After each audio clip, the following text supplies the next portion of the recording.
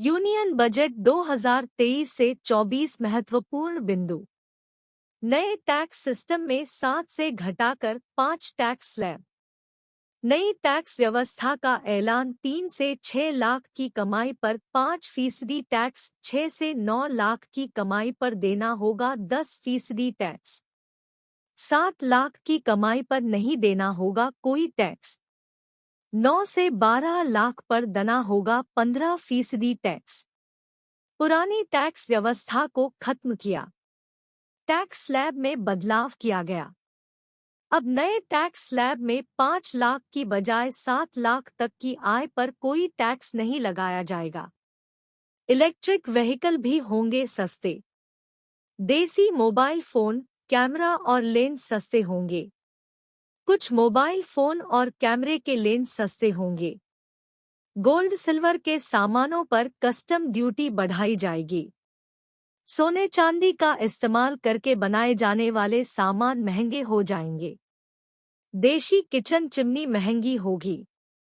महिला सम्मान बचत पत्र की घोषणा। इसके तहत 2 लाख तक के निवेश पर छूट मिलेगी।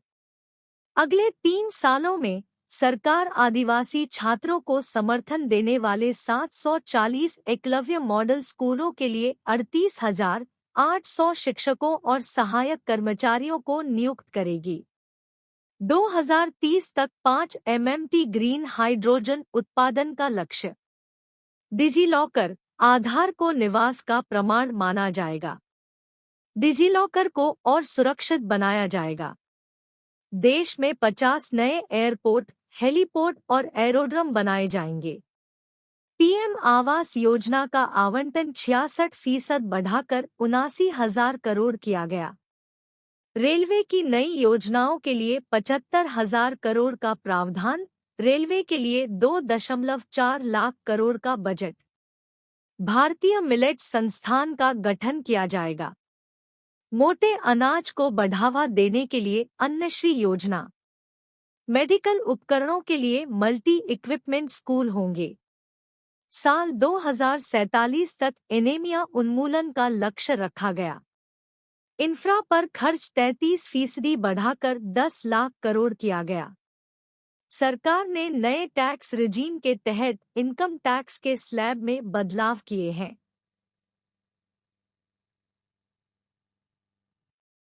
व्यक्तिगत आयकर की नई टैक्स दर अब 0 से 3 लाख रुपए की सालाना इनकम तक 0.3 से 6 लाख रुपए तक 5%, 6 से 9 लाख रुपए तक 10%, 9 से 12 लाख रुपए 15%, 12 से 15 लाख रुपए तक 20% और 15 लाख से ऊपर 30% रहेगी।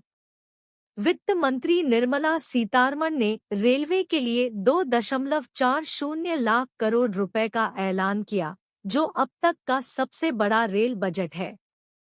साथ ही यह साल 2013 से 14 में रेलवे को दिए गए पैसे का करीब 9 गुना है।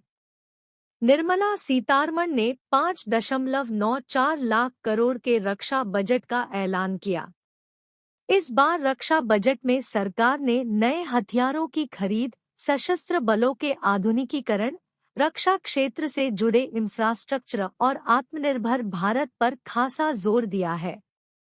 वित्त मंत्री ने बजट भाषण के दौरान कहा कि कस्टम ड्यूटी, सेस, सरचार्ज दर में बदलाव किया गया है। खिलौनों पर लगने वाले सीमा शुल्क घटाकर 13% किया गया, यानी अब खिलौने सस्ते हो जाएंगे। इसके अलावा साइकिल को भी सस्ता किया गया है। लिथियम आयन बैटरी पर कस्टम ड्यूटी में राहत दी गई है।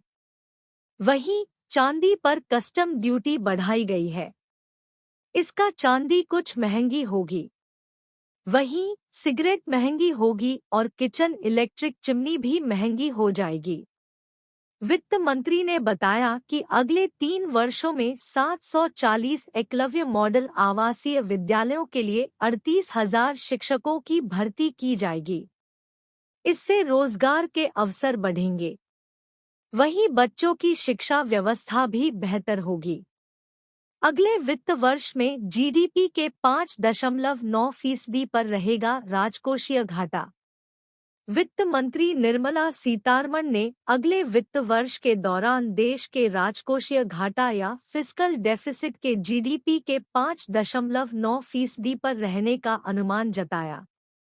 वित्त मंत्री ने कहा कि 2,200 करोड़ रुपए के एक्सपेंडिचर से हाई वैल्यू बागवानी फसलों के लिए रोगमुक्त क्वालिटी वाले पौध सामग्री की उपलब्धता बढ़ाने के लिए आत्मनिर्भर स्वच्छ पौध कार्यक्रम शुरू किया जाएगा। वित्त मंत्री ने प्रधानमंत्री विश्वकर्मा कौशल सम्मान पैकेज का ऐलान किया। इसके जरिए कारीगरों और शिल्पकारों की गुणवत्ता में सुधार लाने, उनके उत्पादों को बड़े बाजार तक पहुंचाने और एमएसएमई वैल्यू चेन से जोड़ने की कोशिश की जाएगी। वित्त मंत्री निर्मला सीतारमण ने बजट में बच्चों और किशोरियों के लिए एक नेशनल डिजिटल लाइब्रेरी बनाने का प्रस्ताव रखा है। इससे जरिए कोरोना महामारी के दौरान बच्चों की पढ़ाई को हुए नुकसान की भरपाई की जाएगी।